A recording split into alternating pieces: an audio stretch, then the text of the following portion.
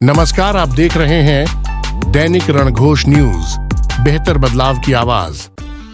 Video की शुरुआत करने से पहले आपसे अनुरोध है कि हमारे चैनल को सब्सक्राइब जरूर कर लें। मैं पुराने पाप धोने, नए पापों का लाइसेंस रिन्यू कराने महाकुंभ आ रहा हूं।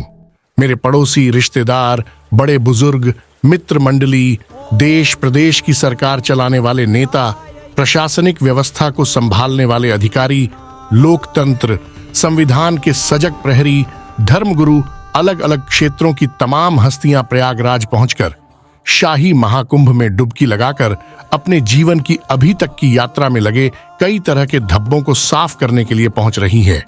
मान्यता है कि कुंभ मेले के दौरान तय किए स्थानों पर स्नान करने से सभी पापों का नाश होता है और मोक्ष की प्राप्ति होती है। 13 जनवरी से शुरू हुआ यह समागम 26 फरवरी तक चलेगा। अभी तक 50 करोड़ के आसपास श्रद्धालु डुबकी लगाकर खुद में गर्व की अनुभूति महसूस कर चुके हैं। 30 से ज्यादा देशों से भी लोग इस शाही स्नान के महत्व को आत्मसात करने के लिए प्रयागराज में आ चुके हैं। मैं भी अपनी जहन में उठ रहे अजीबो गरीब सवालों के बीच प्रयागराज आने की योजना बना रहा हूं। तमाम कोशिशों के बावजूद ये सवाल घर से बाहर ही नहीं निकलने दे रहे हैं। कई सालों से अलग रह रहे माता पिता को बताया कि डुबकी लगाने जा रहा हूं, कहो तो आपके नाम की भी लगा दूं। पिताजी ने कहा, तुम्हारी मां का बहुत मन है पोते को देखे हुए, कुछ दिन उसे अपने पास बुला लो। इतना सुनते ही पास बैठी पत्नी की तरफ देखा तो उसके चेहरे पर आए तनाव ने साफ मना कर दिया। मैंने पिताजी को पहले की तरह चालाकी से टाल दिया। मां से बात करी तो बोली, मेरा छोड़ो, अपने पिताजी की आंख बनवाने के लिए समय निकाल लो, उन्हें अब दिखना ही बहुत कम हो गया है। 6 महीने से कह रही हूं। इतना सुनते ही माथा ठन गया। अच्छा होता इन्हें फोन ही नहीं करता, चुपचाप स्नान करके आ जाता, यह सिरदर्दी तो नहीं मिलती। उधर इस बातचीत से पत्नी का चेहरा पूरी तरह से तमतमा गया था। उसने अपनी शिकायतों का बही खाता खोल दिया। पहला सवाल दागते हुए कहा, महाकुंभ जा रहे हो, शराब पीकर मारपीट करना कब बंद करोगे? बच्चे कब पैदा होकर बड़े हो गए, एक दिन भी उनके लिए समय निकाला है? अच्छा है, चले जाओ, कुछ पाप तो धुलेंगे। श्रीमती की बात सुनकर दिमाग पूरी तरह से खराब हो चुका था।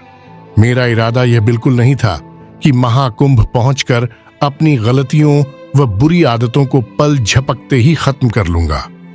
धार्मिक स्थलों पर तो पहले भी यार दोस्तों के साथ आता रहा हूं। मेरे पड़ोस के जोशी जी, जो भ्रष्टाचार में जेल की हवा खा चुके हैं, वे भी अपने परिवार के साथ स्नान करके आ गए हैं।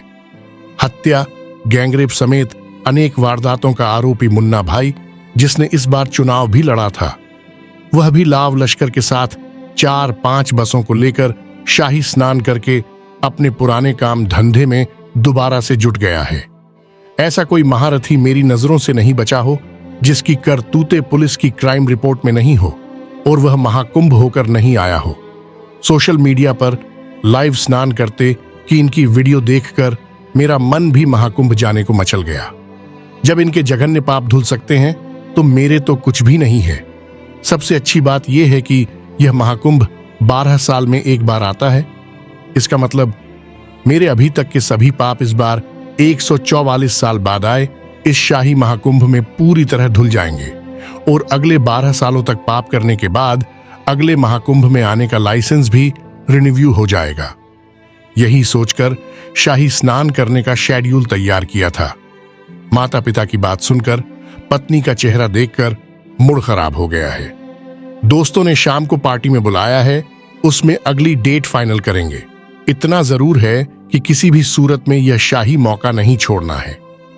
हर हर